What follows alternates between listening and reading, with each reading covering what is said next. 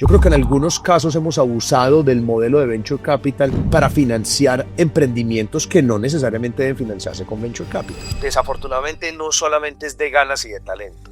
Conoce a Felipe Valencia, uno de los inversionistas que mejor entiende cómo funciona el Venture Capital en Latinoamérica. Es fundador de Veronorte, un fondo que reúne capital de empresarios y corporativos latinos para invertir en los fondos de Venture Capital más importantes de Estados Unidos. En los últimos años, ha gestionado más de $65 millones e invertido en fondos top como NFX, Menlo Ventures y Rich Capital. Nosotros queremos conectar los desarrollos tecnológicos más avanzados, que tengan un potencial de solucionar los problemas relevantes del mundo y de la sociedad con nuestra región. Hiciste Venture Capital en Latinoamérica con corporativos y en el camino decías que el modelo tradicional de Venture Capital no encaja con Latinoamérica. La capacidad de adquisición, la sofisticación que tenemos para adquirir productos y servicios está lejos de eso. Oye, si el problema no es que Venture Capital no encaja con Latinoamérica, sino que hemos tratado de hacerlo como Silicon Valley y eso es lo que no encaja. El mercado de capitales es muy débil en nuestra región, entonces no tenemos suficientes inversionistas que puedan acompañar a una startup de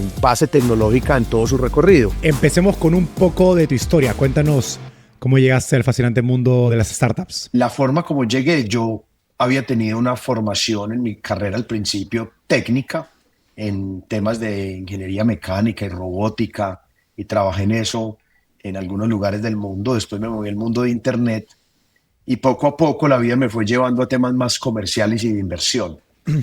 De ahí tuve la oportunidad de ir a la Universidad de Chicago, hice mi maestría, mi MBA en Booth y estando allá, que era como mi paso antes de devolverme a Colombia después de vivir mucho tiempo por fuera, dije yo quiero hacer cosas que tengan que ver con tecnología, me gusta la tecnología, también quiero hacer cosas que tengan que ver con inversión y quería hacerlo en mi región y para mi región y cómo esto podría ponerse al servicio de América Latina.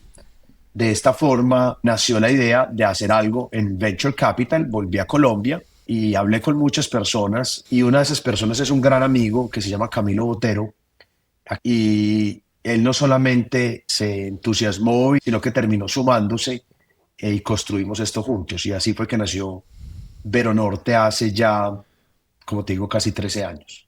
Algo curioso de tu camino en Venture Capital es que intentaste hacer Venture Capital, o mejor dicho, hiciste Venture Capital en Latinoamérica con corporativos inicialmente, y en el camino decías que el modelo tradicional de Venture Capital no encaja con Latinoamérica.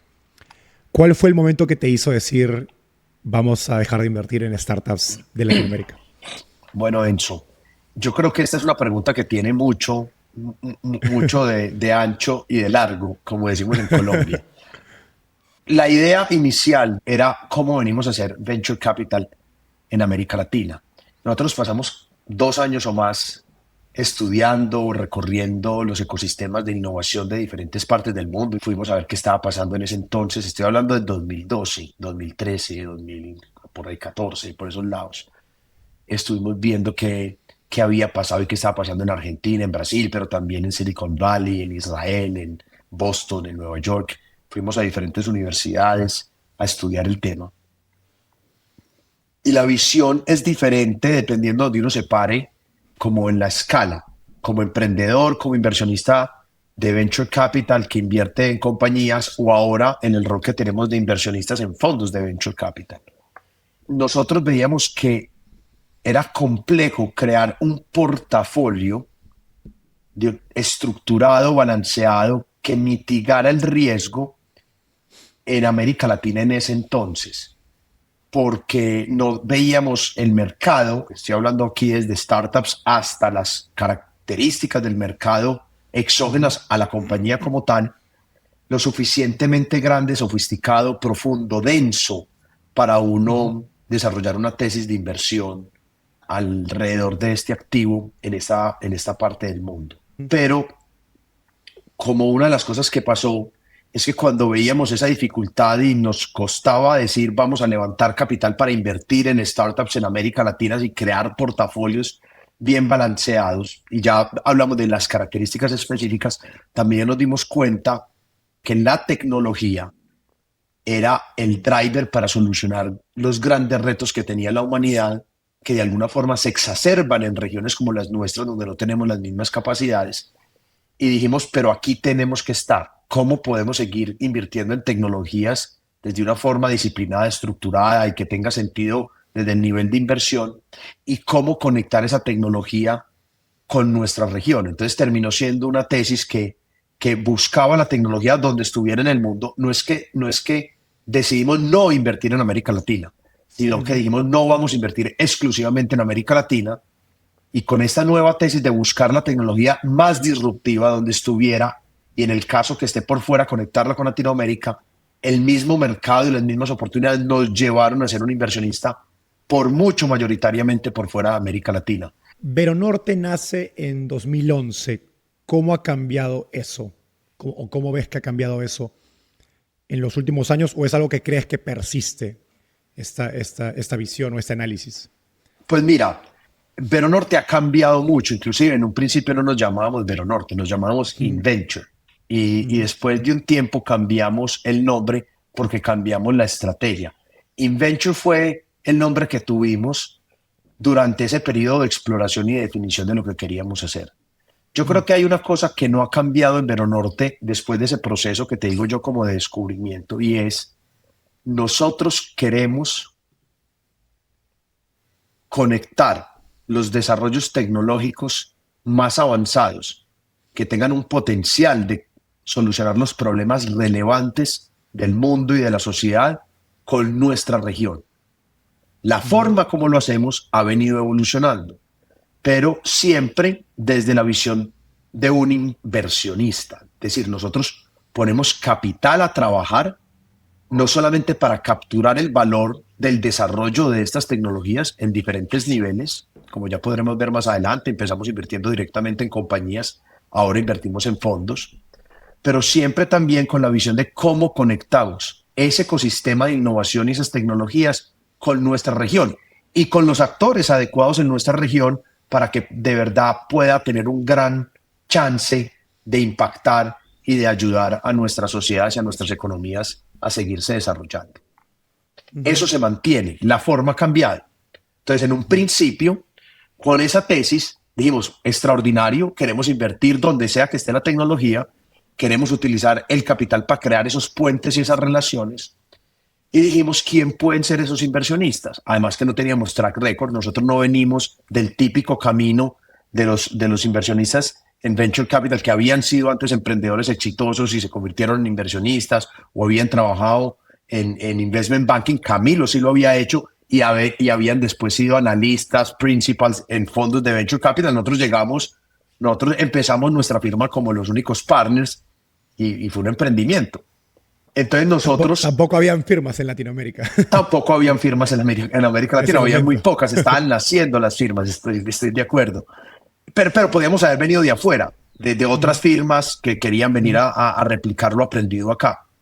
Entonces nosotros llegamos a una conclusión y dijimos, miren, ¿por qué no hablamos con los grandes corporativos, en este caso de Colombia, que también son muy relevantes en América Latina, y en esa conversación descubrir si ellos tienen el interés que nosotros creemos que lo deberían tener, de invertir y tener un ojo y empezar a conectarse con las grandes tecnologías que están de alguna forma disrumpiendo sus industrias. Y empezamos ese camino a conversar, especialmente con Grupo Sura, que es un conglomerado bien importante en el mundo financiero en nuestra región.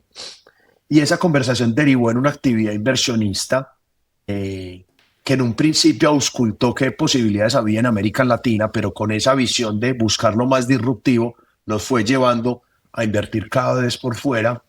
Y entonces encontramos ese modelo donde los corporativos eran grandes inversionistas en nuestros programas, que en realidad eran unas alianzas que hacíamos con ellos para administrar su actividad en Venture Capital, y a la vez poníamos un trabajo de innovación abierta, por llamarlo de alguna forma, donde conectábamos esos startups con las diferentes áreas de ese corporativo. Eso nosotros no sabíamos que existía un término que se llamaba corporate venture. O sea, en este caso. Sí, y as a service menos. Nosotros terminamos haciendo corporate venture, pero porque para nosotros era lo lógico. ¿Quién estaría interesado en conectarse? Y en esta tesis nuestra nos parecía que los corporativos podían serlo. En esta conversación pues con Grupo Sura fue evolucionando de esta forma y fue así como lanzamos nuestro primer programa de la mano con Grupo Sura, que terminó derivando en lo que ahora se conoce como Sura Ventures. Ahora, mencionaste al inicio el tamaño de mercado o la profundidad del mercado latinoamericano. Algo que me pregunto es, oye, si el problema no es que Venture Capital no encaja con Latinoamérica, sino que hemos tratado de hacerlo como Silicon Valley y eso es lo que no encaja. Tal vez, digamos, el modelo no funciona para un fondo de 100 millones de dólares, pero sí para uno de 20 o 30. ¿Qué pasa si el modelo funcionaría con otras reglas de juego? A lo mejor sí haría sentido en términos de retorno si las startups levantaran menos capital a evaluaciones más bajas. ¿Crees que ese modelo podría funcionar? Pues mira, Enzo, esto me lleva a que vamos un poquito más a los fundamentales. Lo primero es que el Venture Capital es un estilo de inversión que busca financiar compañías que tienen un crecimiento exponencial, pero no solamente que crecen muy rápido en sus ventas, sino que a medida que venden más y crecen más, se hacen más eficientes y les cuesta menos vender. Voy a poner un ejemplo simple. Cuando llegó el software o los microprocesadores, primero pues obviamente los microprocesadores, después el software que lo acompañaba, pero hacer un nuevo microprocesador es muy costoso al inicio, cuando se diseñan, se hacen pruebas, todo eso. Una vez que ya tienes el producto, pruebas que tienes el mercado, repetir el microprocesador es muy barato. Como cuando tú tienes ya el software y lo que tienes que hacer es vender copias del software. En un principio pues se vendían en CDs o en disquetes. Ahora pues se vende todo por canales digitales y por la web.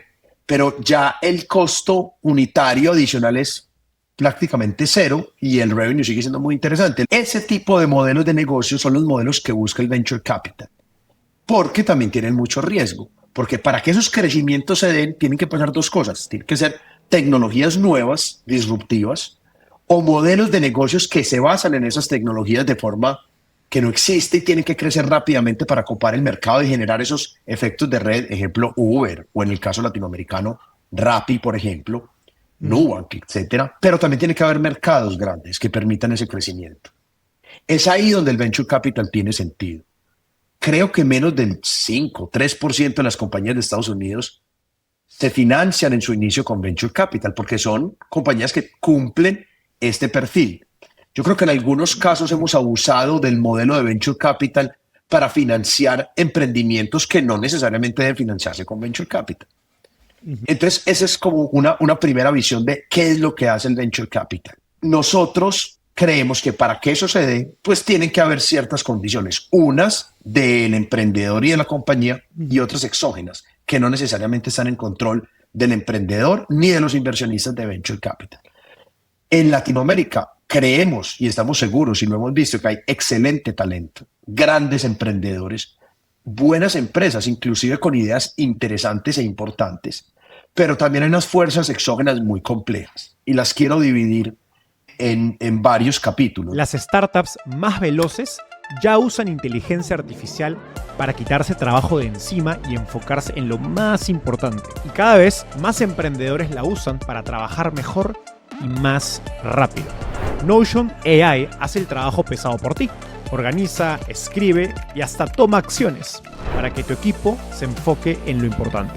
Por ejemplo, convierte notas caóticas en un plan claro. Resume páginas de feedback de tus clientes en ideas claras para ejecutar. Y lo mejor, automatiza tareas repetitivas y deja que tu equipo se enfoque en lo importante. Por eso, nos aliamos con Notion para ofrecerte 3 meses gratis de Notion Plus más inteligencia artificial ilimitada. Gigantes del mundo tech como Figma y Vercel ya usan Notion AI para moverse más rápido. Aplica ahora en el enlace de la descripción. Selecciona Startupeable y usa el código NotionXStartupeable. Con esta promo no tienes excusa para empezar a transformar tu startup con inteligencia artificial. Creo que de los inversionistas con los que he conversado tienes una tesis muy clara, pero a la vez tienes una visión menos romantizada usualmente del ecosistema startup latinoamericano y creo que aprecio mucho eso cuando lo escucho. Y retomando lo que veníamos diciendo, porque desafortunadamente no solamente es de ganas y de talento. Tiene que haber unas condiciones que nos permitan que el activo funcione y que la inversión en el activo funcione. Entonces, mira, por ejemplo, el tema de infraestructura, si bien hemos avanzado en acceso a Internet, en penetración, una cosa es que todo el mundo tenga un smartphone en la mano, la otra cosa es cuánto espacio hay en ese smartphone, qué conectividad se tiene, cómo es en la parte rural y cómo es en la parte urbana. Y no solamente quedarnos ahí, también tenemos que ver qué está pasando con los data centers, la capacidad de procesamiento de datos que tenemos, cómo estamos jugando en ese entorno y todavía tenemos unos vacíos bastante grandes y unas desigualdades muy importantes. Entonces ahí todavía hay retos importantes. Pero hay unos inclusive más complejos, por ejemplo, el tema de las reglas de juego, la institucionalidad, que es el tejido de fondo para que se puedan hacer negocios. Cómo se protege la propiedad. Sea venture o no. Sea venture o no. Pero hay unas que son muy importantes para venture, como por ejemplo la propiedad intelectual. Cómo se resuelven las disputas. Qué tan fácil es crear una compañía y qué tan fácil es cerrarla. Cuáles son los regímenes tributarios. Cómo son las regulaciones para los inversionistas y para los fondos de venture capital, que en países desarrollados tienen unos mecanismos supremamente eficientes y hechos a la medida del activo. Nosotros todavía no. Ahí tenemos unos retos importantes que hace que sea más riesgoso que en otras partes. Si hablamos en el tema de educación, no tenemos la misma capacidad y tenemos todavía retos grandes en educación superior, especialmente en maestrías, doctorados, postdoctorados, que es donde se desarrolla la tecnología o se puede hacer tecnología que sea aplicable a la industria. Y hay una cosa muy interesante que dice muy bien mi socio Camilo, y es que además esos estudiantes de doctorados, cuando uno mira el nivel de relación que tienen con el mundo y con los otros investigadores, no es la misma que en otros países desarrollados. Y entonces muchas veces terminamos replicando investigaciones de otras partes y no creando nueva investigación o cómo aplicar la investigación a nuestro entorno. Tenemos unas brechas que son inmensas y no solamente en la inversión pública en investigación y desarrollo, sino también inversión privada, que es prácticamente inexistente en América Latina, que permite que no se haga solamente investigación en ciencias básicas, sino que se hagan en investigaciones que sean aplicables a la industria, y eso es fundamental para que se desarrolle un ecosistema basado en innovación tecnológica. Y finalmente, lo que tú tocabas, el de los mercados, para que lleguemos a ese punto, y eso lo vemos en dos lados, el mercado como tal, a donde vamos a vender nuestros productos y servicios, y después el mercado de capitales. Entonces, en el primero tenemos unos mercados pequeños. Aunque veamos esto, el número de gentes, y digamos muchas veces el cuento es que somos, no sé, 600, 700 millones de personas, y esto pues es 3 veces Estados Unidos, la capacidad de adquisición, la sofisticación que tenemos para adquirir productos y servicios está lejos de eso, porque seguimos siendo muy pobres y de una distribución muy desigual. Entonces tenemos un pedazo de la pirámide, esa parte de arriba, muy pequeñita, con gente que tiene la sofisticación, la capacidad de adquirir productos y servicios, pero entonces uno atenderlos a ellos se puede, pero el mercado es muy pequeño, entonces no pueden darse esos crecimientos tan importantes que se necesitan en venture. Y después tenemos una base. Y poco accesible también. Y poco accesible en algunos casos, y además también muy competida, porque ese pedacito tiene acceso a cualquier otro tipo de productos y servicios en el mundo. Y viene una parte muy grande de la base de la pirámide con una mitad muy bajita, inexistente o muy precaria, y esta parte de abajo muy de commodity, muy del precio, muy de poder competir ahí, el margen es muy pequeños, donde es muy complejo para las nuevas startups entrar y donde se dan estos casos en los que las compañías toman un mercado grande porque logran descifrar y el volumen les permite llegar a atender esos mercados. Entonces mira que la oferta no necesariamente encuentra la demanda que necesita, o porque el producto no es, o porque el producto sí es, pero el mercado es muy pequeño. Entonces ahí tenemos un problema complejo de mercados.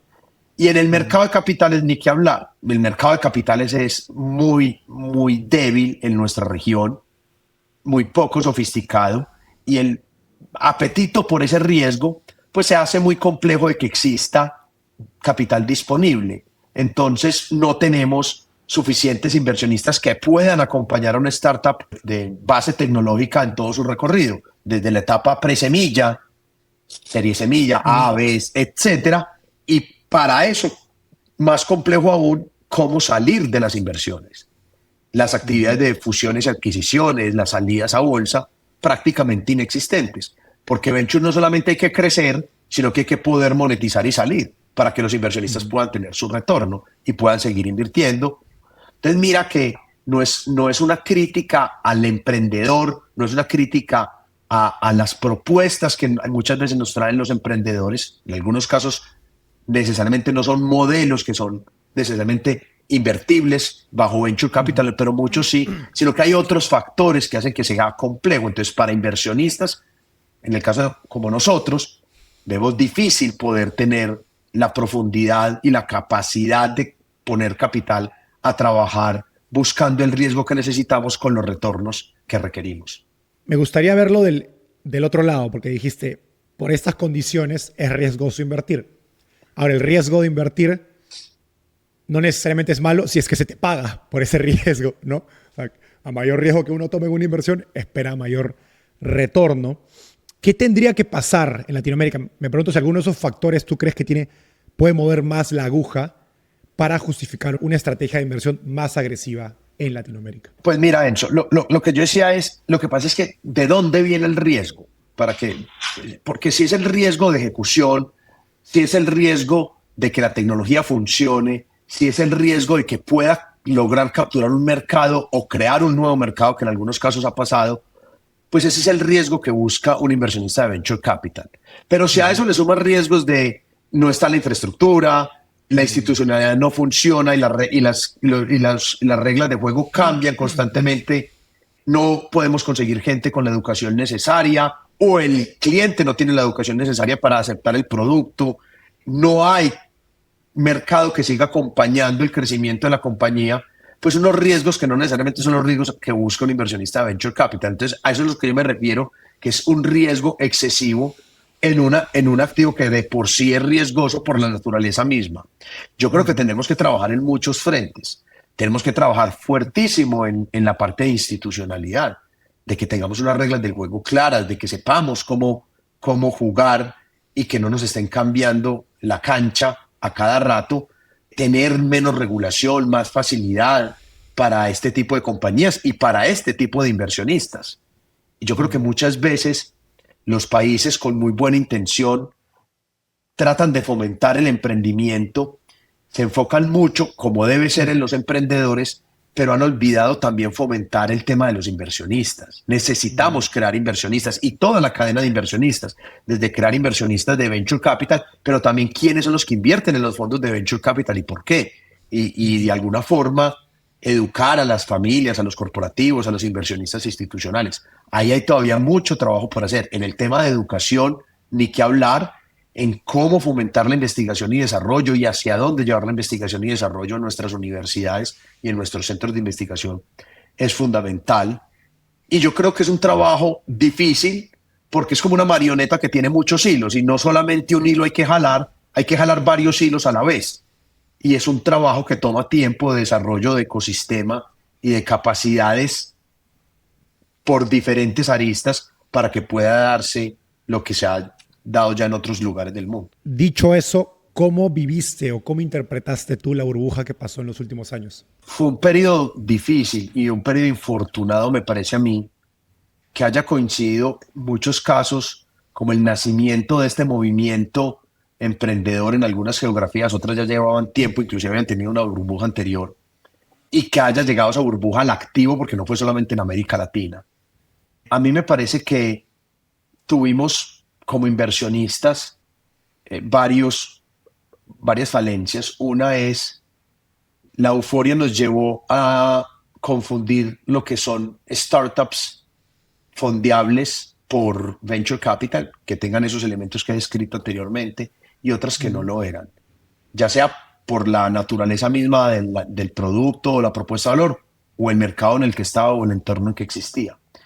Entonces yo creo que ahí tuvimos una falencia que nos llevó a a poner capital en cosas que no deberían ser fondeadas con venture capital. No estoy diciendo que no deberían ser financiadas. Hay otras formas de emprender y de sacar las empresas adelante. Creo que ahí nos equivocamos. Creo que llegó capital, mucho capital de afuera, y es muy distinto porque esos fondos pueden darse el lujo de poner un pedacito de su dinero en América Latina y correr el riesgo y no quedarse por fuera de lo que de pronto puede ser un crecimiento importante, y hemos tenido algunas compañías que lo han demostrado, pero es distinto cuando uno pone todo el capital en esa apuesta.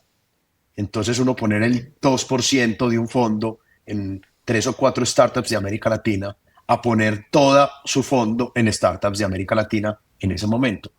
Y yo creo que eso, en un mercado tan pequeñito, tan poco profundo, distorsionó el mercado y nos llevó a un tema un poquito loco en las valoraciones de esas compañías, y que después era muy difícil que lograran justificar esas valoraciones porque existen todos estos problemas o todas estas restricciones que no solamente dependen del emprendedor y la empresa, sino de todo el entorno en el que las compañías están desarrollándose. Creo que eso nos ha enseñado. Yo veo, por ejemplo, ahora, sin ser experto en el ecosistema latinoamericano, a los emprendedores pensando más globalmente en solucionar problemas, en que el talento puede estar aquí y el mercado puede estar en otra parte. Yo creo que eso nos enseñó, y espero que esta nueva ola sea mucho más atractiva. Lo que dijiste de las valoraciones justo conecta con lo que te decía de, si bien implica invertir en Latinoamérica más riesgo, pues puede funcionar si es que ese riesgo es recompensado. Pero si las valoraciones a las que uno invierte son valoraciones de Silicon Valley, pues deja de funcionar, porque uno esperaría salidas o retornos como los que podría obtener en Silicon Valley, dado el tamaño del mercado, dada la profundidad del mercado. De acuerdo. Hay dos temas. Un tema es a lo que le estás apostando y cuál es el real tamaño al que pueden llegar las compañías en estos mercados, si están trabajando y quedándose en estos mercados. Y eso tiene que ser coherente con las valoraciones potenciales. Pero es que hay otro tema, Enzo, y es que independiente de la valoración, es que si no hay salidas, Sí. que eso es un tema de sofisticación del mercado. Entonces mira que es muy difícil para un inversionista latinoamericano pensar qué hace con una compañía que no fue pues el super home run, Nubank. Claro, si eres Nubank, siempre va a haber mercado público para ti. Claro, si eres una buena compañía en un buen mercado, con un buen crecimiento, con un producto que funcione, siempre vas a traer capital.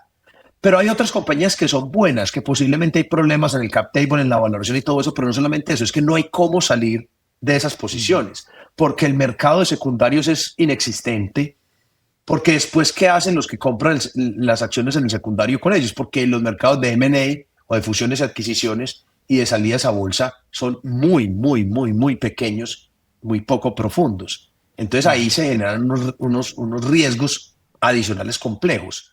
Yo creo que lo que tenemos nosotros que mirar es, como lo decías tú, si ese modelo de Silicon Valley es el modelo que funciona para nosotros, o mejor dicho, en qué casos sí funciona y en qué casos no funciona, y no tratar de forzar el modelo para casos donde no funciona. Esa responsabilidad o esa madurez la hemos venido aprendiendo. El primer boom de crecimiento de clientes se siente como éxito, pero también se siente como caos. Mensajes por todos lados, clientes sin respuesta y tu equipo tratando de apagar incendios. Startups como Nubank, Nequi y Shopify usaron Zendesk desde temprano para evitar ese caos. No necesitas un equipo gigante, solo una base sólida. Atención omnicanal, automatizaciones y analíticas desde el día 1. Por eso, nos aliamos con Zendesk para ofrecerte 6 meses en Zendesk Suite, con acceso completo a todos los productos, onboarding personalizado y atención especial para emprendedores. Si decides continuar, tienes 15% de descuento en tu primera compra. Entra al link de la descripción y empieza a construir soporte que sí escala. Conversaba con un emprendedor de un unicornio que me decía, creo que nos creímos el cuento de que podíamos replicar Venture Capital a los Silicon Valley en Latinoamérica, ¿no? Y que eso súmale otra cosa, Enzo.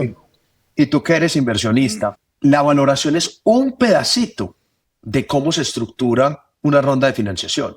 Me parece que a veces nos enfocamos mucho en eso y en tratar de subir y mostrar la valoración, pero hay una cantidad de términos y condiciones dentro de las propuestas que hacen los inversionistas y terminan negociando con los emprendedores que hacen que inclusive sea mucho más complejo de mantener porque hay términos que le protegen al inversionista en el downside y le permiten tomar valoraciones altas, protegiendo su capital, que en algunos casos juega en contravía con las situaciones complejas que hemos vivido para los inversionistas anteriores y para los emprendedores. Y esos términos especiales terminan dificultando aún más la posibilidad de una salida como estábamos hablando.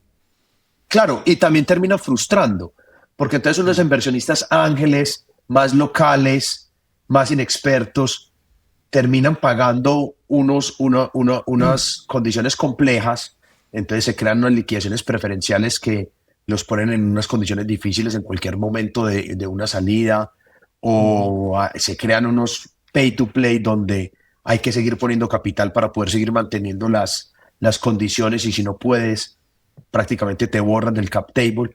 Y se crean esos momentos en los que uno dice, no, definitivamente el venture capital no sirve. Y entonces se vuelven escépticos al activo por una experiencia en particular. Y yo creo que simplemente no lo hicimos de la forma correcta, no se diversificó lo suficiente. Esto es un activo riesgoso por su naturaleza, donde la diversificación es fundamental y donde las condiciones que yo mencionaba deben funcionar para que el activo pueda desarrollarse y dar los retornos que esperamos. Siguiendo por esa línea, como ya nos habías adelantado, fuiste pionero, ¿no?, en armar fondos de venture capital corporativo para grandes empresas en Colombia, pero eventualmente decides cambiar de estrategia a lo que están haciendo hoy en Vero Norte, que es invertir directamente en fondos. Hablando de corporate venture, ¿cuáles fueron los desafíos que encontraste en corporate venture como modelo? Y a lo mejor, ¿qué crees que se necesita para que un corporate venture funcione bien en Latinoamérica? Muy buena pregunta, Enzo. Mira, nosotros tuvimos una experiencia extraordinaria trabajando con nuestros aliados corporativos. Mira, el venture corporativo es un pedacito de la estrategia de innovación abierta que puede aplicarse en un corporativo, donde existe compromiso de capital como inversionista. Yo creo que hay varias cosas. Primero, siempre nos dicen que uno tiene que mirar que si el venture corporativo tiene un objetivo financiero o si tiene un objetivo estratégico. Yo creo que tiene que tener ambos. Y el objetivo financiero es fundamental por dos razones. Primero, porque el capital del corporativo y de los accionistas debe estar invertido donde genere muy buen retorno. O sea, no debería generar menor retorno que lo que genera dentro del corporativo o las actividades del corporativo, inclusive aún mayor porque está asumiendo de pronto un poco más de riesgo. Entonces tiene que haber una exigencia de retorno sobre esta actividad. Pero no solamente por eso, sino porque verlo desde el punto de vista financiero y con esa rigurosidad hace que uno sea mucho más exigente con las compañías en las que está invirtiendo y los entornos en los que está invirtiendo. Y entonces eso significa que esas compañías deberían ser mejores compañías y poder tener mejores servicios, productos. Entonces se vuelven mejores potenciales aliados para poder desarrollar la parte estratégica. En la parte estratégica es importante entender, dependiendo de la estrategia, en el caso nuestro, nuestra visión y a lo que los corporativos nos impulsaban y nosotros también lo sentíamos, era tratar de ir lejos, es decir, de qué está pasando en las tecnologías de sus industrias, cómo se están de alguna forma cambiando, disrumpiendo, si se puede decir ese término, sus industrias. Entonces, les permite tomar señales de futuro. Los inversionistas de venture capital, del venture capital puro, por decir algo, o original, están siempre mirando los últimos desarrollos tecnológicos, los últimos modelos de negocios en diferentes industrias, y eso son señales muy valiosas. Entonces yo creo que crear mecanismos para capturar y que esas señales de verdad lleguen a la organización es fundamental, porque no se trata de adivinar el futuro, no se trata de decir, va a pasar esto, entonces voy a hacer este negocio. No, porque eso es muy difícil. Lo que uno debe decir es, si eso pasara, ¿qué pasaría con mi negocio y yo cómo debería reaccionar? Y para eso me debo preparar. Entonces uno puede tomar dos opciones, o no hacer nada, y entonces el futuro se lo lleva a uno por delante y uno se vuelve reactivo, o si uno quiere ser líder, pues estar pendiente y mirar qué. Entonces, este es un modelo que permite, con poco capital, comparado pues con lo del corporativo, tener unas antenas prendidas para ese mundo. Hay que entender que esto es una actividad inversionista que necesita diversificación. Entonces, el compromiso no es con una o dos o tres inversiones en startups, es con crear portafolios diversificados, bien construidos, que permitan llevar el riesgo y poder tener una actividad financiera exitosa. Y ahí muchas veces también fallamos. Deben ser parte de la estrategia fundamental del corporativo, no simplemente una arandela adicional del departamento de innovación, porque entonces ahí está muy expuesta a los vaivenes y está expuesta a los vaivenes típicos del corporativo, que cambia la estrategia de cómo se utiliza el CAPEX, que hay cambio de personas, cambios de dirección, cambios de mercado, cambios de accionistas en los corporativos con visiones diferentes. Y nosotros dijimos, como organización debemos tener de alguna forma un mayor control sobre lo que estamos haciendo, y decidimos como dar el paso y no simplemente operar programas de venture corporativos para una corporación, sino empezar a abrir fondos donde tenemos inversionistas financieros, inversionistas institucionales, inversionistas corporativos, con un compromiso para una visión que manejamos nosotros, que proponemos nosotros, que ejecutamos nosotros como manager. Entonces esa fue la transición que empezamos a hacer. Empezamos a pensar hace mucho tiempo, hace como 5 años, pero empezamos a ejecutar hace un poco más de 3 años, y derivó en lo que estamos haciendo ahora, que es un fondo de fondos. Es decir, ahora somos un fondo que invierte en fondos de venture capital, pero nos fondeamos con LPs, con inversionistas que son family office, multifamily office, individuos, también corporativos y algunas instituciones. Hablabas el lado estratégico de los fondos de corporate venture, y es curioso porque he visto a corporativos hacer programas, hacer iniciativas que, en mi opinión, tienen a lo mejor el efecto contrario a los que ellos esperan, que es lanzan programas de innovación abierta, programas quizás muy masivos, donde el éxito se mide a través del número de startups que han aplicado. No, 200 startups, 300 startups aplicaron, pero no en la calidad de las startups que están conectando con esos corporativos. ¿Qué has aprendido acerca de armar esos puentes entre corporativos y startups, que pueda ser útil tanto para los corporativos como para los emprendedores que nos escuchan? Es una pregunta muy interesante, Enzo. Mira, voy a hablar desde nuestra experiencia. Nosotros partíamos de problemas, y yo creo que esto puede ser bien interesante para que lo oiga y desarrolle como su framework el emprendedor. Y es donde hay un problema en el mercado que el corporativo le está costando, o una iniciativa específica que tenga el corporativo con algo y necesite de aceleradores para lograrlo. Cuando nosotros veíamos que existía un problema, tratábamos de buscar qué compañía estuviera solucionando esto con tecnología. Entonces, cuando uno encuentra eso, encuentra que hay una alineación de intereses importante de trabajar juntos. Entonces, como inversionistas, era importante la oportunidad. La visión desde el corporativo nos permitía muchas veces mirar esas oportunidades. ¿Qué pasa? Lo que pasa aquí es que cuando se empieza a relacionarse con un corporativo, primero es muy importante entender que la inversión debería ir por un camino y la colaboración debería ir por otro camino. La inversión debería medirse como un inversionista. ¿Eso está funcionando, no está funcionando y por qué? En la otra, esa colaboración debería darse sin tener en cuenta el tema de inversión, si uno pudiera pues dividirlo, es decir, es que el corporativo tiene que comprar porque es inversionista el mío. No, señor, eso no debería ser así.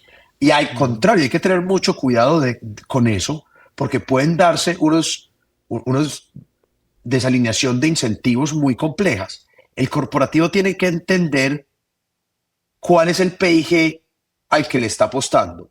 Con el sombrero del inversionista, le está apostando al PIG del startup.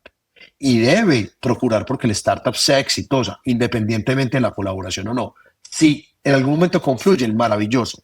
Pero no solamente pensar en el PIG para uno como corporativo, porque entonces estás en una situación en que puede ser desventajosa para ese emprendimiento.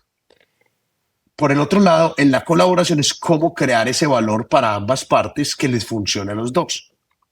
Nosotros tenemos una práctica muy interesante, es que además de hacer el análisis de inversión, nosotros antes de invertir en una compañía hacíamos un análisis de colaboración.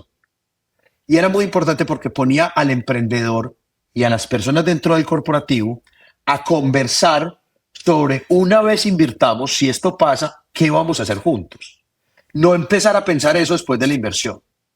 Y eso era uno muy importante. Dos, armábamos un plan, entonces nos permitía, una vez se hacía la inversión, ya tener los pasos de qué se tenía que hacer para poder lograr esa colaboración y generar ese valor estratégico. Pero tres, que era muy importante, era crear un plan que los altos niveles del corporativo pudieran hacerle seguimiento a sus equipos. Entonces es muy importante darle herramientas a la alta dirección del corporativo de hacer seguimiento, no solamente de la inversión, sino cómo los equipos están realmente trabajando y colaborando con las startups. Yo digo que hay cosas que hay que tener en cuenta desde el punto de vista de un emprendedor que recibe capital de un corporate venture. Primero, los emprendedores tienen que hacer la tarea de entender al corporativo como inversionista. ¿Cuál es el rol que se debe estar jugando? ¿Cuál es ese problema que se puede estar solucionando? ¿Cuál es el carácter de ese inversionista? ¿Cuál es su interés? ¿Cuál es el objetivo de su programa de corporate venture? Porque donde estén desalineados los incentivos puede ser muy nefasto. La de crear dependencia con un corporativo es muy complejo, porque cuando vos creas dependencia, entonces se vuelve en tu inversionista más importante, pero también en tu cliente más importante. Es muy difícil atraer capital para ese tipo de compañías, porque hay un riesgo que el resto de los inversionistas lo ve. Entonces yo creo que debe haber un equilibrio y uno no debería de traer a un inversionista corporativo en etapas muy tempranas que tenga gran porcentaje de su compañía y gran parte del negocio sea con ese corporativo, porque limita la posibilidad de crecer con nuevos inversionistas. Nosotros en ningún momento tuvimos un porcentaje alto en ninguna de las inversiones que hicimos, lejos de eso, y siempre coinvertíamos con inversionistas profesionales en compañías que, independientemente de la relación con el corporativo que representábamos, tenían alto potencial de ser exitosas. No dependían de esa relación para ser exitosas. Esto agregaba más valor y traía valor para el corporativo, pero no dependían de ello. Y eso creo que es bastante importante. Felipe, mi impresión es que los emprendedores que tienen más éxito en crecer ventas B2B, ventas a corporativos, no lo hacen por los canales formales de innovación abierta, sino que se encuentran hacks a llegar al CEO, a los ejecutivos. ¿Cuál crees tú que es la mejor forma de conectar con estos corporativos que posiblemente podrían convertirse en un cliente? Yo creo que eso es un reto para los corporativos, de cómo pueden estructurar áreas de innovación que realmente permitan esas interacciones. Pero en mi experiencia, lo que dices tú es cierto. Nosotros fuimos exitosos en conectar startups con corporativos y que se crearan valor para ambas partes cuando el corporativo nos permitió tocar directamente las unidades de negocios, los dolientes del negocio. Y existía como esa madurez de dejar que la startup hable directamente con la persona que está al frente de la línea de negocios. No como tener si fuera una venta cualquiera. Claro, y no tener que pasarla necesariamente por la burocracia del corporativo, porque ahí se está hablando de la solución, del problema, del valor. Y si le funciona la unidad de negocio, lo va a comprar, lo va a adquirir. Y si no le funciona, no. Pero no es el mercado forzado. Funcionando. El mercado funcionando. Y yo creo que eso es lo que uno tiene que hacer a priori, de entender si esto se va a poder dar, de hacer la inversión, porque si no pueden llegar muchas frustraciones. Y justo esa ha sido mi impresión, que muchos emprendedores van por programas de innovación abierta y terminan no sé si congelados o no, o enmarañados en la, como dice la burocracia corporativa, y ninguno de los lados termina contento, ¿no? Sí, pero para el otro lado también puede ser difícil, porque si uno está no solamente buscando una relación comercial, sino una relación de inversión y llega por el otro lado, esa unidad de negocio no va a saber dónde encajar y cómo meter esa otra parte o esa otra expectativa de que uno tenga a un corporativo como socio o como inversionista en el startup. Entonces yo creo que el reto grande ahí es para el corporativo de cómo organizar bien esa parte de las unidades de negocios ejecutoras y el área de innovación y cómo permitir que se den esas relaciones como pasando por fast tracks, por decir algo, por atajos. Y el reto aún mayor para el emprendedor, cómo ser capaz de leer eso y entender cómo jugar. Pero definitivamente, yo siempre he creído, si se soluciona un problema real que le interesa al corporativo y eso llega al área adecuada, eso busca la forma dentro de la maraña de la burocracia de salir adelante. Porque cuando hay real valor, se cae de su propio peso y hay que buscar la forma de hacerlo, de acompañarlo y de escalarlo. Felipe, quiero usar todo lo que hemos hablado para transicionar a hablar más de tu tesis de fondo de fondos, pero quiero partir seteando el contexto, ¿no? Contabas que hoy en el, digamos, el nuevo fondo, la nueva estrategia Veronorte, tienes como limited partners, como inversionistas, a family offices, a inversionistas corporativos también. Entonces quiero entender cuál es el reto que ellos están buscando cubrir invirtiendo en Veronorte y conectarlo al momento que estamos viviendo hoy, ¿no? Que es un momento de mucha disrupción tecnológica, y cómo estos corporativos, estas familias piensan en Veronorte como parte de su, digámosle, caja de herramientas para conectarse con innovación. Muy bien, muy buena pregunta, Enzo. Pues, como bien lo dices, nuestra estrategia ahora es invertir en fondos de venture capital. Invertimos principalmente en fondos en Estados Unidos. Por nuestro trabajo anterior y todo lo que hemos recorrido, tenemos acceso a unos fondos extraordinarios, a unas firmas extraordinarias. Este es un activo donde muy pocos logran los retornos que necesitamos y muchos tienen retornos mediocres o negativos.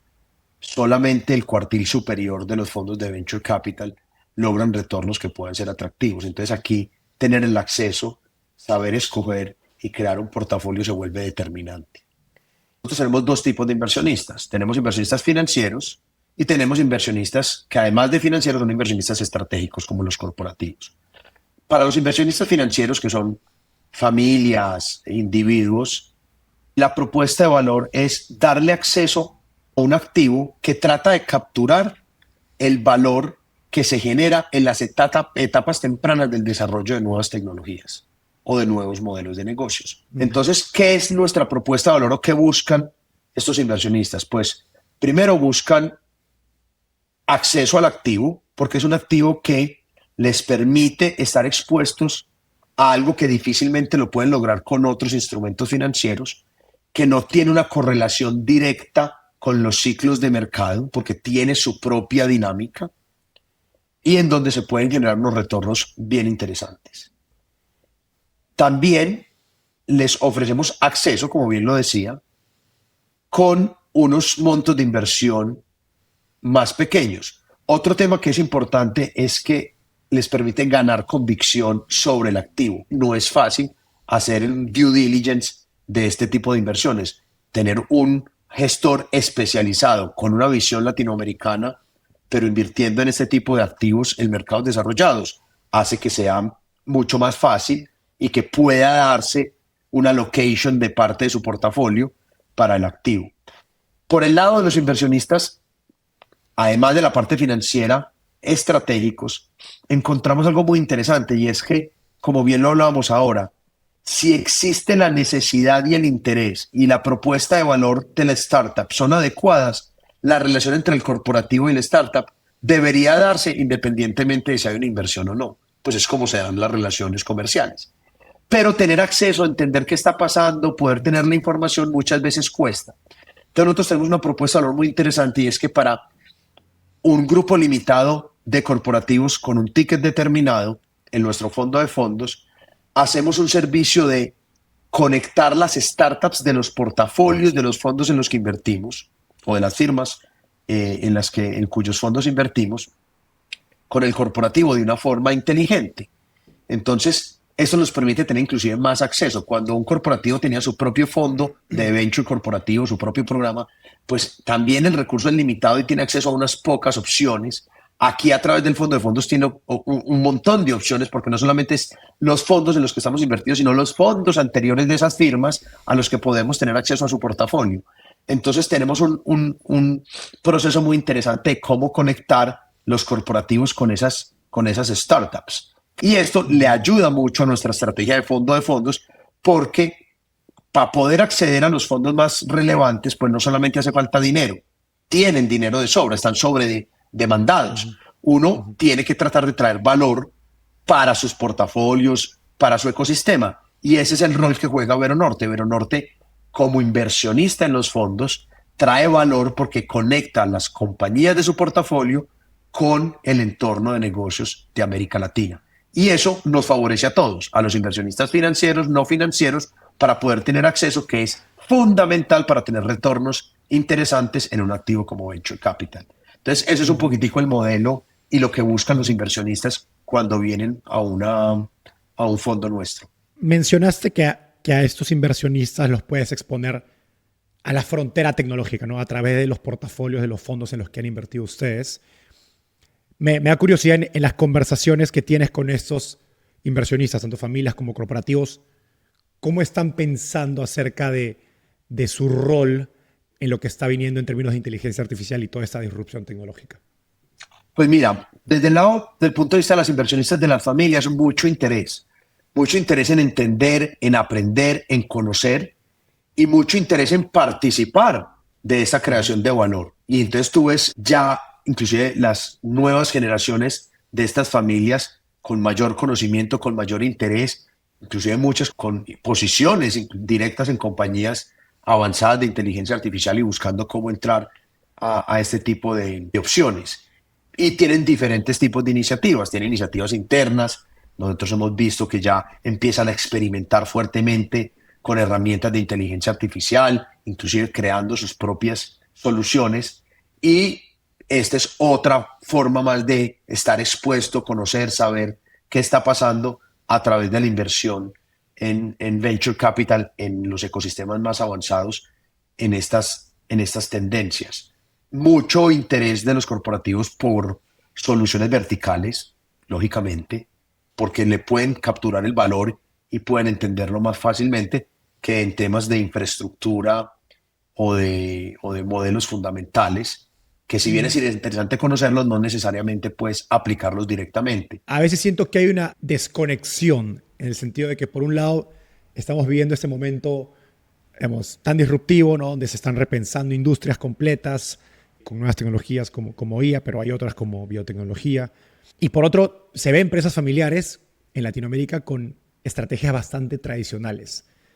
¿Ves esa desconexión en tus conversaciones? Definitivamente la veo. No solamente con las familias, lo veo también con los corporativos. Lógicamente entiendo que es difícil uno mover su core y simplemente arriesgarlo a cosas nuevas que todavía falta por estar probadas, por que el mercado las adopte, pero también veo un crecimiento en el interés de conocer y aprender. Y yo creo que esa es la disposición, porque es muy difícil uno tomar decisiones de cómo cambiar el negocio ya, porque algo va a pasar con quantum computing. Uh-huh. Claro, es complejo y yo no creo que debemos exigirle que hagan entonces cambios ya y hagan nuevos negocios ya basados en eso, cuando es todavía algo que está por verse, que está por probarse, que no sabemos cómo se va a adoptar, cuál va a ser el killer application, etcétera. Pero lo que no se debería dejar de hacer es entenderlo, conocerlo, empezar a experimentar, arriesgar un poquito, tenerlo más cerca, para poder tener los elementos de moverse desde el core cuando sea el momento adecuado.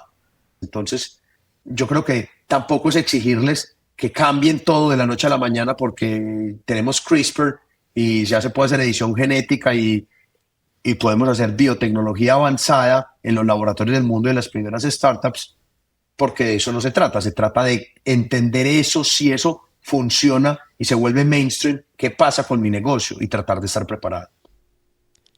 Dicho eso, si tuvieras que armar una hoja de ruta hoy para una familia empresarial que quiere posicionarse para aprovechar el valor de inteligencia artificial y las tecnologías que vienen, ¿por dónde le recomendarías empezar? Yo lo que diría es que es importante aprender y entender más sobre este activo, sobre este mundo de venture capital y saber que hay diferentes formas de invertir en él y tratar de entender cuál es la más acorde con su nivel de interés, de riesgo, con sus estrategias.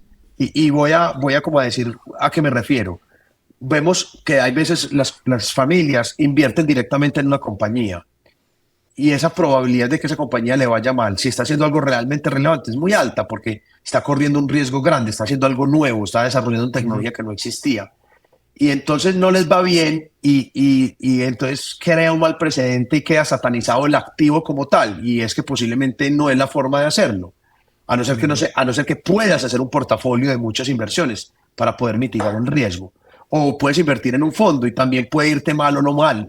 Yo creo que lo importante es entender de qué se trata el activo, mirar cuáles son las alternativas de inversión en el activo y saber por qué lo estás haciendo. No solamente cuál rol juega dentro de tu portafolio, sino qué jugo le quieres sacar para poder seguir aumentando el conocimiento e ir ganando más capacidades de tomar diferentes estrategias de inversión. Yo creo que empezar a aprender y muchas de las formas de aprender es empezar a invertir, empezar a conectarse, ir a los eventos, hablar con los emprendedores, hablar con los fondos de inversión, hablar con los administradores de fondos, etcétera, para poder tener elementos de decisión.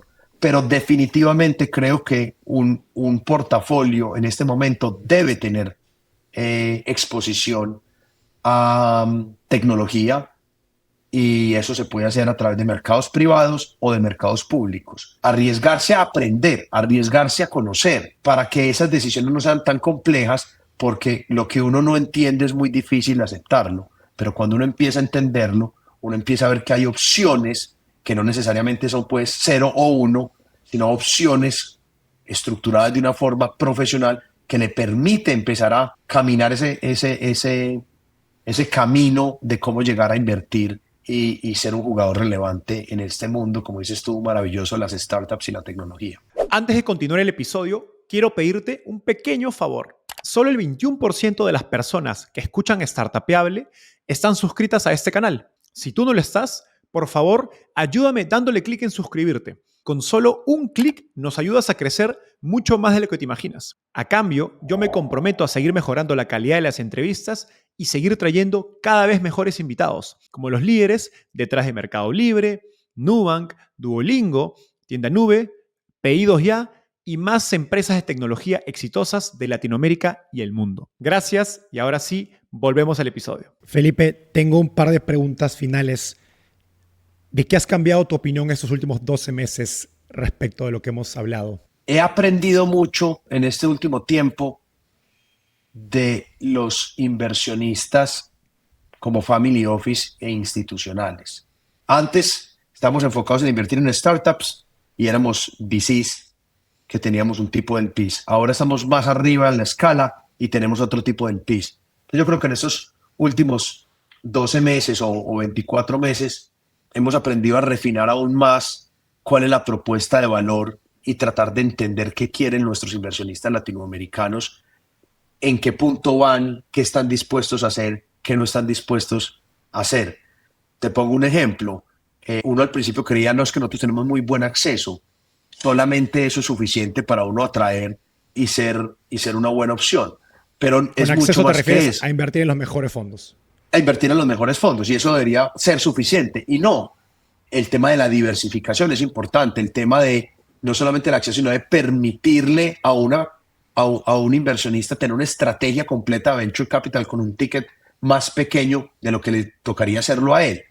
Por ejemplo, el tema de ayudar a tomar la decisión, porque como no existen las personas especializadas en América Latina en este tipo de activos dentro de esos grupos de inversionistas, pues mucho es dar información, compartir de qué se trata para que puedan más fácilmente tomar la decisión, porque es difícil hacer underwriting de este tipo de activos. Entonces yo creo que hemos aprendido a que la cercanía, la información que entregamos, la forma como la entregamos es fundamental para que el entendimiento avance y el activo vaya creciendo en nuestra región, porque sigue siendo algo muy pequeñito el interés y la acción real de invertir en venture capital. Yo creo que estos meses han sido muy importantes para esto. Otra cosa que ha sido fascinante es, antes éramos inversionistas de venture capital, ahora invertimos en fondos. Entonces ya tenemos acceso a los data rooms y a toda la información que es bien compleja de conseguir si no es uno un inversionista de muchos fondos de muchos tipos. Y entonces nos damos cuenta, aún más conocemos con mayor profundidad como los detalles de las estrategias, de la forma como se construye el portafolio, de cómo se toman decisiones, de la importancia del carácter del inversionista en este activo. Eso ha sido maravilloso porque antes eran nuestros colegas y ahora los conocemos con mayor profundidad o desde otra visión. Entonces, eso también ha sido muy interesante. Hemos logrado con estos 13 años y estos últimos como tener una visión redondeada del activo desde haber sido inversionistas directos en compañías, haber coinvertido con estos fondos y ser colegas y ahora ser inversionistas en ellos. Creo que eso también ha sido bastante interesante, Enzo. De eso último, ¿qué le sorprendería entender a un emprendedor que te escucha acerca de qué define el éxito de esos inversionistas? De los fondos de Venture Capital. Sí, Enzo, yo creo que dependiendo de la etapa donde esté el emprendedor, la importancia de entender que esto es un negocio o un sistema de personas. Y es muy importante porque son esas personas quienes toman las decisiones, quienes te ayudan a sacar adelante tu compañía y no necesariamente simplemente las marcas y los logos. Sigue siendo un activo muy de personas. Entonces es muy importante entendernos el carácter de esas personas, la reputación de esas personas. Llamaría la atención fondos con un gran nombre, pero que han tenido problemas es porque a nivel de personas, esas personas no se han comportado de la forma adecuada o no agregan el valor adecuado. Porque a diferencia de los mercados públicos, cuando uno hace una inversión en venture capital, ya sea en un fondo o ya sea en una startup, son relaciones de largo plazo y son relaciones intensas y son relaciones que se crean entre personas. Y ahí es donde puedes tener un gran inversionista que no solamente puso capital, sino que te colabora y te ayuda a que tu compañía y tu idea sea exitosa, o puedes tener una experiencia terrible y puedes vivir un infierno en tu relación con los inversionistas y tu junta directiva. Que es prácticamente como una relación de pareja en algunos casos. Más o menos, lo que pasa es que divorciarse a veces es más difícil. Exacto. A algunos te toca estar con la pareja sí o sí por 10 años o más. Así lo detestes. Finalmente, del otro lado, ¿qué te emociona de los próximos 12, 18 meses? Enzo, me emociona el desarrollo tecnológico. Y no solamente cuando uno ve lo que está pasando como por verticales o por líneas específicas, sino cómo se interlazan entre ellas y se crean cosas maravillosas con la interacción de estas tecnologías o de estas tendencias. Yo creo que en los próximos años vamos a ver el avance de tecnologías, la madurez, la llegada al mercado de cosas que nos parecían ciencia ficción y van a ser realmente extraordinarias. El ingenio del ser humano es extraordinario. Y si trabajamos en conjunto, el compound de hacerlo y de lo que está pasando ahora, crea unas cosas que ni siquiera nos soñamos que podrían ser reales. Entonces sigo pues muy contento con poder vivir y experimentar estas nuevas realidades en la primera fila. Y esa primera fila es el venture capital, que es lo que está cerca a esos emprendedores que desarrollan estas tecnologías y estos modelos de negocios extraordinarios. Felipe, eso fue todo por hoy. Gracias por el tiempo. Como te dije, me encanta que tienes una visión muy real del ecosistema startup, menos romantizado, más pegado a los números, y creo que mucho de eso se notó hoy y hay cosas muy, muy útiles porque tienes una visión particular, ¿no? Muy cercana a las familias, a los grandes grupos empresariales, a los corporativos que pocos inversores tienen. Enzo, muchas gracias por tenerme acá y a todos mucho ánimo. Estamos en momentos difíciles, yo sé, del ecosistema en América Latina, pero creo que trabajando fuertemente en las diferentes dimensiones que mencionamos, podemos ir avanzando en tener un ecosistema cada vez más fuerte. Gracias por acompañarnos hasta el final del episodio. A diferencia de un inversionista, no te cobramos por nuestra sabiduría, pero para poder seguir creciendo necesitamos de tu ayuda. Así que comparte este episodio con tus amigos emprendedores. Y si quieres recibir el resumen con lo mejor de todas nuestras entrevistas, no dejes de suscribirte a nuestra newsletter dándole clic aquí. Nos vemos en el próximo episodio.